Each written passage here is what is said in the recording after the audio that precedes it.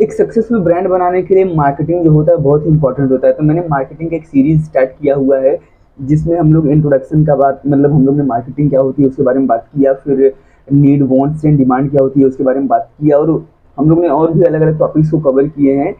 आप मेरी marketing playlist की सीरीज में जाके सभी वीडियोस को देख सकते हैं। अगर आप लोग उन वीडियोस को देखेंगे तो आपका जो बेसिक्स होता है मार्केटिंग का वो क्लियर हो जाएगा।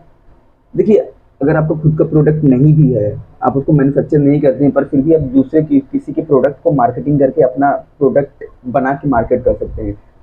तो जो एक one of the important pillar होता है एक ब्रांड बिल्डिंग का वो मार्केटिंग होता है। और आज हम लोग एक मार्केटिंग के अलग कॉन्सेप्ट के बारे में बात करने जा रहे हैं जो कि मार्केटिंग एनवायरनमेंट पेस्टल होता है, पेस्टल एनालिसिस। और इस वीडियो में हम लोग कुछ इंडियन एग्जांपल्स के थ्रू पेस्टल को समझने की कोशिश करेंगे। तो एक चाय ले लीजिए, थम्स अप कुछ भी ले लीजिए, आराम से बैठिए और रिलैक्स हो जाइए, कोई टेंशन नहीं लेना, एकदम सरलता से एकदम इजीली मैं आपको समझाने की कोशिश करता हूँ कि ये पेस्टल एनालिसिस होता क्या है। अगर आपको अपना ब्रांड लॉन्च करना है तो ये पेस्टल एनालिसिस करना क्यों जरूरी होता है। देखिए, जो पेस्टल होता है ना उसका फुल फॉर्म यानी कि पेस्टल जो है एक शॉर्टकट है, उसका फुल फॉर्म होता है P for political, E for economic, S for social, T for technological, L जो लास्ट पेस्टल का L मतलब पेस्टल PESTLE जो L होता है उसका मतलब होता है लीग, और जो ये सेकंड E होता है उसका होता है इन्वायरमेंटल। तो ये सब फैक्टर्स होते हैं जो एक ब्रांड के मतलब फ्यूचर को डिसाइड करते हैं किसी भी पर्टिकुलर प्लेस में। जो पेस्टल के हर एक एलिमेंट्स होते हैं ये सभी के सभी एक बिजनेस के फेलियर और सक्सेस को डिफाइन करते हैं। तो सबसे पहले बात करते हैं पेस्टल के पी के बारे में यानी कि पॉलिटिकल। देखिए, जिस भी आप सिटी में जिस भी स्टेट में आप अपना ब्रांड लॉन्च करने जा रहे हैं तो क्या उधर जो गवर्नमेंट है वो स्टार्टअप्स को बिजनेसेस को सपोर्ट करती है कि नहीं, उनका कैसा टेक रहता है कि उनके मतलब कंट्री में स्टार्टअप्स आने चाहिए कि वो अपने ही खुद प्रॉफिट देखते रहते हैं। अब इसमें हम लोग एग्जांपल लेंगे जीएसटी का। देखिए, जीएसटी इम्प्लीमेंट होने के बाद बहुत सारे बिजनेसेस को अपना टैक्स फाइलिंग करने का जो बर्डन होता है वो कम हो गया। तो इसकी वजह से बहुत सारे जो बिजनेसेस थे जिनको एक अलग से सीए वगैरह रखना पड़ता था, अब वो थोड़ा बर्डन कम हो गया है। अब सिर्फ आपको जीएसटी फाइलिंग करते वक्त की सीए की जरूरत होती है, उसको मेंटेन करना बहुत इजी हो गया है। और जब से डिमोनेटाइजेशन हुआ, जब से लोगों का पेमेंट की तरफ गवर्नमेंट का पुश आया, तो जो बहुत सारे बिजनेसेस थे जो कैश रिच थे मतलब जिनमें बहुत ज़्यादा कैश का ट्रांजैक्शन होता था, तो उनका कैश का ट्रांजैक्शन कम हुआ। तो ये सब जो फैक्टर्स होते हैं इनके अकॉर्डिंगली जो पॉलिटिकल फैक्टर्स होते हैं उनके अकॉर्डिंगली आपको अडेप्ट करना पड़ेगा, तभी आप उस एनवायरनमेंट में सस्टेन कर पाएंगे। पीई, अब बात करते हैं ई यानी इकोनॉमिक फैक्टर के बारे में। यानी कि जो प्लेस में आप अपना ब्रांड लॉन्च करना चाह रहे हैं वहाँ का इकोनॉमिक सिचुएशन क्या है, वहाँ के जो लोग हैं उनकी पर कैपिटा इनकम कितनी है, उनकी परचेजिंग पावर क्या है, वो स्पेंडिंग करते हैं कि सेविंग माइंडसेट वाले हैं। मतलब उनका जो पैटर्न होता है वो सस्ती चीज़ें पसंद करना प्रेफर करते हैं, खरीदना पसंद करते हैं कि महंगी चीज़ें खरीदना पसंद करते हैं। सपोज आपको कोई एक ऐसा ब्रांड लॉन्च करना है जो कि लग्जरी ब्रांड होता है, लग्जरी शू का आपको ब्रांड लॉन्च करना है, तो क्या आप ऐसी जगह लॉन्च कर सकते हैं जहाँ झुग्गी झोपड़ी है, जहाँ लोअर इनकम ग्रुप रहते हैं। अगर आपने किया तो वो मतलब चलेगा ही नहीं क्योंकि उनकी परचेजिंग पावर उतनी नहीं होती है। तो आपको ये भी ध्यान देना है कि आपका जो प्रोडक्ट है वो किस ऑडियंस को केटर करने के लिए है।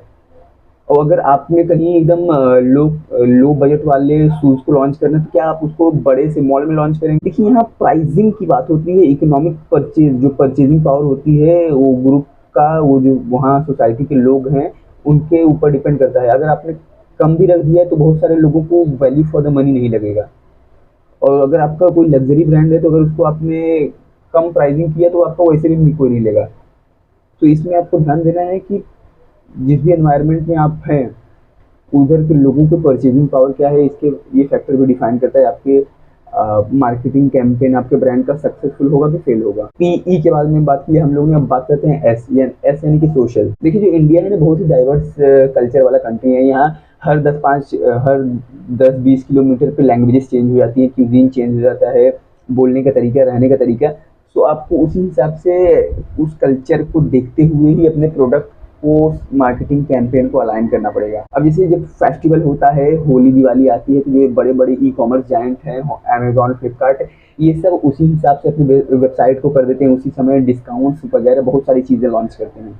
तो ये लोग जानते हैं कि सोशल क्या होता है। और जो ये अमेजॉन फ्लिपकार्ट हैं अगर ये दूसरे किसी कंट्री में अपने प्रोडक्ट को लॉन्च करते हैं तो उस समय उनका जो फेस्टिवल आ रहा होता है उसके हिसाब से अपने आप को डिस्काउंट वगैरह बल्क में देते हैं लोगों को। तो ये था सोशल फैक्टर। अब बात करते हैं टी, यानी कि टेक्नोलॉजिकल फैक्टर। देखिए, जो टेक्नोलॉजी होती है ना, गेम चेंजर होती है। जब से जियो की एंट्री हुई है इंडियन मार्केट में, तो ये जो मोबाइल नेटवर्क प्रोवाइडर्स हैं, उस समय डेटा बहुत महंगा हुआ करता था और साथ ही साथ कॉलिंग भी बहुत महंगी हुई करती थी। लेकिन जब से जियो की एंट्री हुई, उसने फ्री सब कर दिया।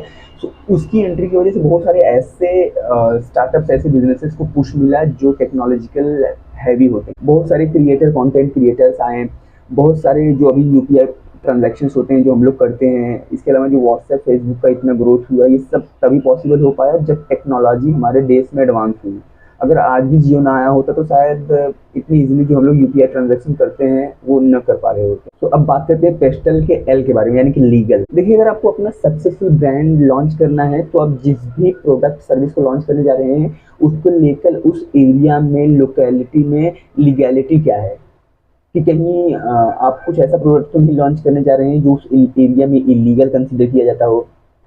मतलब जैसे मैकडोनल्ड ने जब एंट्री किया इंडिया में, तो वो लोग बीफ के जो बर्गर बनाते थे तो उसको उनको चेंज करना पड़ा, क्योंकि इधर की जो इंडियन ऑडियंस है वो नॉन वेजिटेरियन थी।